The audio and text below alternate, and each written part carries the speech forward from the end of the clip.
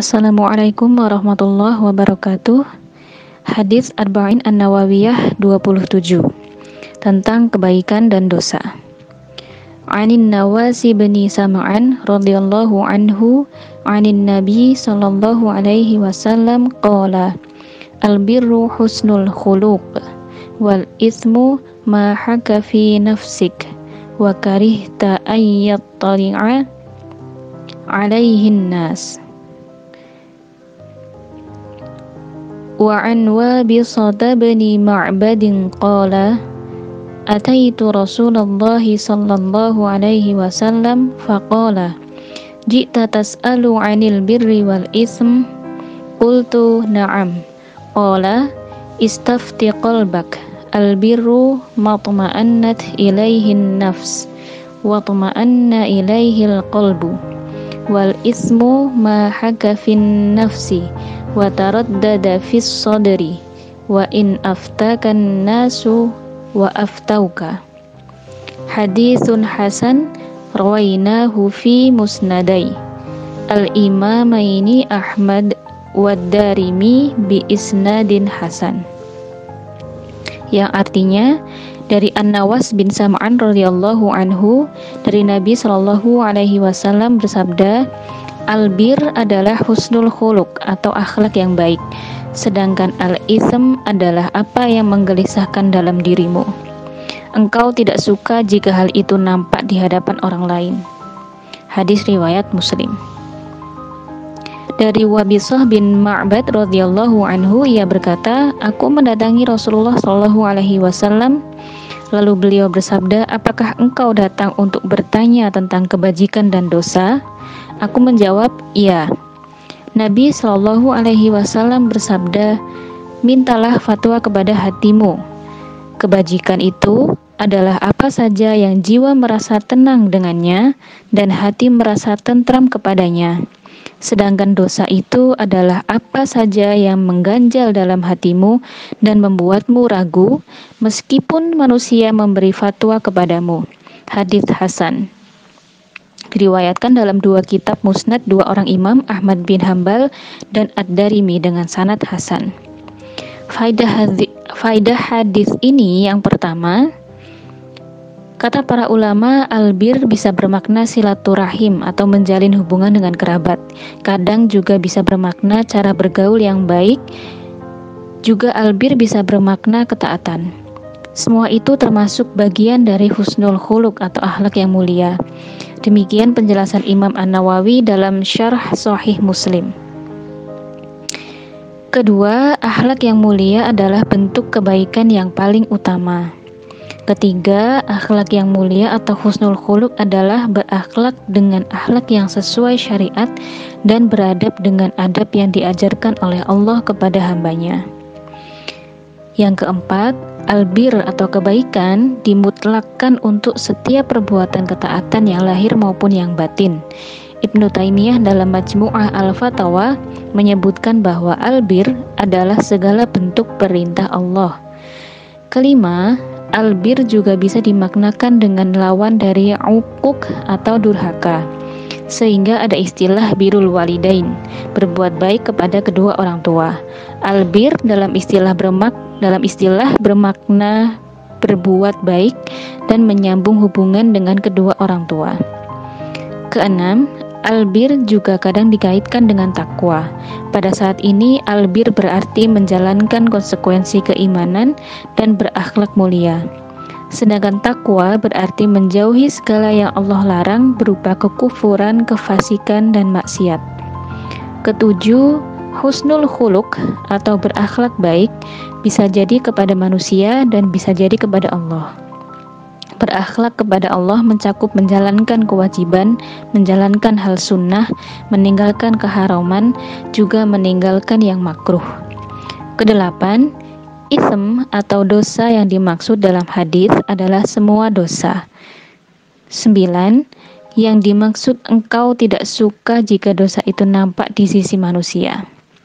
Manusia yang dimaksudkan di sini adalah orang berilmu dan paham agama. Kalau yang melihatnya sama-sama juga ahli maksiat, maka tidak akan punya rasa seperti itu. Kesepuluh, hadis ini menunjukkan dorongan untuk berakhlak mulia. Faedah yang ke-11 dari hadis, dosa itu punya dua tanda. Pertama, tanda internal, yaitu jiwa merasa tidak tenang ketika melakukannya. Tanda yang kedua, tanda eksternal, yaitu tidak senang dilihat oleh orang lain dan takut mendapatkan celaan mereka. Ke-12, hadis ini menunjukkan bagaimanakah motivasi sahabat dalam mengenal halal dan haram serta mengenal albir dan al-itsm. Faedah ke-13, orang yang punya fitrah yang baik malu untuk berbuat dosa dan malu untuk menampakkannya. Ke-14, hendaknya seorang muslim mendahulukan dalam urusan agamanya hal-hal yang jelas halalnya dibanding yang syubhat.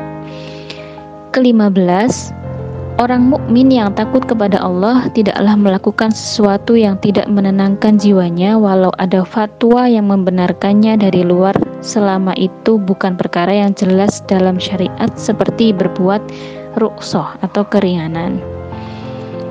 Ke-16, boleh merujuk pada hati dengan syarat hati yang dirujuk adalah hati dari orang yang istiqomah dalam agama. Karena Allah akan menguatkan orang yang berilmu dengan niatnya yang lurus. Ke-17, janganlah seseorang tertipu dengan fatwa manusia lebih-lebih lagi jika ia didapati dalam dirinya kebimbangan. Karena ada seseorang yang meminta fatwa pada seorang alim atau seorang penuntut ilmu, lantas dirinya masih dalam keadaan penuh keraguan, maka keadaan seperti ini bisa membuatnya bertanya pada alim lainnya. Ke-18, kaidah dalam menerima kebenaran adalah berpegang pada dalil, bukan pada sesuatu yang sudah masyhur di tengah-tengah manusia. Karena dalam hadis disebutkan, meskipun manusia memberi fatwa kepadamu.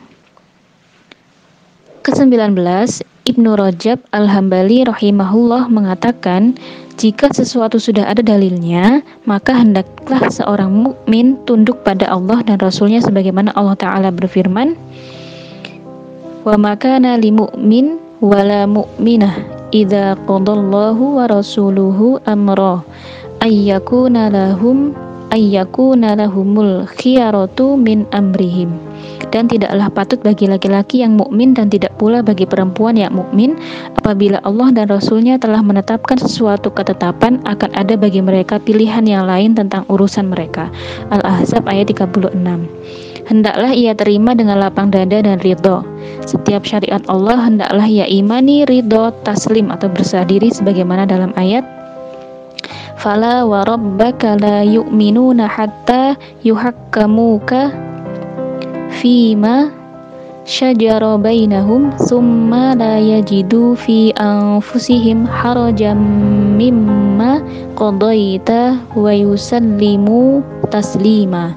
Maka demi Tuhanmu, mereka pada hakikatnya tidak beriman hingga mereka menjadikan kamu hakim terhadap perkara yang mereka perselisihkan.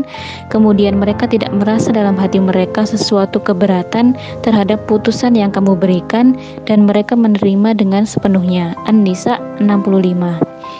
Adapun jika sesuatu tidak ada dalil dari Allah dan Rasulnya, juga tidak ada contoh dari sahabat dan salafus solih, apabila seseorang sudah tentram dengan iman dan yakin, lalu hatinya jadi ragu dengan syubhat, dan tidak ada yang memberikan keringanan dalam fatwa kecuali orang yang mengandalkan logikanya, padahal orang tersebut tidak terpercaya ilmu dan agamanya, bahkan ia sejatinya adalah pengikut hawa nafsu. Dalam kondisi seperti itu, maka hendaklah seorang mukmin merujuk pada hatinya, walaupun berbeda dengan komentar orang yang berfatwa di sekitarnya. Al-Jami' Al-Ulum wa Al-Hikam volume 2 halaman 102 sampai 103.